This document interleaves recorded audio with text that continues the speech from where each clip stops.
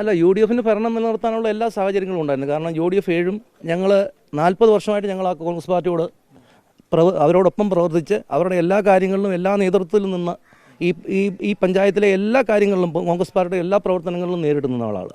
അപ്പോൾ ഞങ്ങളെ കൂടെ ഉൾപ്പെടുത്തി ഭരണം സുഖകരമായി അവർക്ക് കൊണ്ടുപോകാൻ പറ്റുമായിരുന്നു. കാരണം പ്രസിഡൻഷിപ്പും വൈസ് പ്രസിഡൻഷിപ്പും 3 സ്റ്റാൻഡിംഗ് കമ്മിറ്റി ചെയർമാൻ പദവിയും കോൺഗ്രസിന് ലഭിക്കുമായിരുന്നു. പക്ഷേ PJ കുര്യൻ എന്ന ഒറ്റ വ്യക്തിയുടെ പിടിവാശി, അദ്ദേഹമാണ് ഇത് മുഴുവൻ ഈ ജില്ലയിലെ കോൺഗ്രസിനെ തകർത്തത്, പുറമറ്റത്തെ കോൺഗ്രസിനെ തകർത്തത്.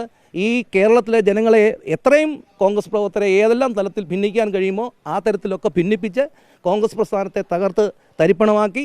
ഒപ്പം ഈ പഞ്ചായത്തിലെ ഭരണം കൈവന്നു ചേർന്ന ഭരണം PJ കുര്യൻ്റെ പിടിവാശി മൂലം അദ്ദേഹത്തിൻ്റെ അഭിമാന പ്രശ്നത്തിൻ്റെ ക്ഷതമേൽക്കുമെന്നുള്ള ഒറ്റ കാരണത്തിൻ്റെ പേരിൽ അത് സത്യത്തിൽ ഞങ്ങൾക്ക് LDF പിന്തുണ ലഭിച്ച് ഞങ്ങൾ പ്രസിഡൻ്റാകാനുള്ള സാഹചര്യം ഒരുക്കി തന്ന PJ കുര്യനോട് സത്യത്തിൽ ഇപ്പോൾ ഞങ്ങൾ നന്ദി പറയുന്നു. അതെ, ഞാൻ PJ കുര്യൻ്റെ വാർഡിലാണ് മത്സരിച്ചത്.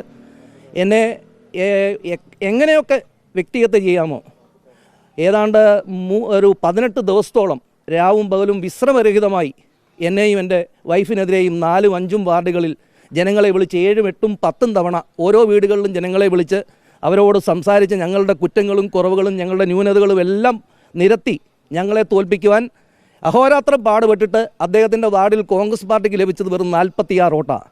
ജനഹിതം മാനിക്കുവാണെങ്കിൽ അയാൾ ഈ പാർട്ടിയിൽ നിന്ന് രാജിവെച്ച് ഈ കോൺഗ്രസ് പാർട്ടിയെ രക്ഷിക്കാനുള്ള ദൗത്യം മറ്റാരെങ്കിലും ചുമതല കൊടുത്തിട്ട് അദ്ദേഹം ഈ പാർട്ടിയിൽ നിന്ന് രാജിവെച്ച് മാനമായി ഈ നാട് വിട്ടു പോവുകയാണ് ചെയ്യേണ്ടത്. അത്രമാത്രം ജനങ്ങൾ അദ്ദേഹത്തെ വെറുക്കുകയും അദ്ദേഹത്തിൻ്റെ പ്രവർത്തനങ്ങളോട് എതിർപ്പറിയിക്കുകയും ചെയ്ത ഒരു കാലഘട്ടമാണിത്.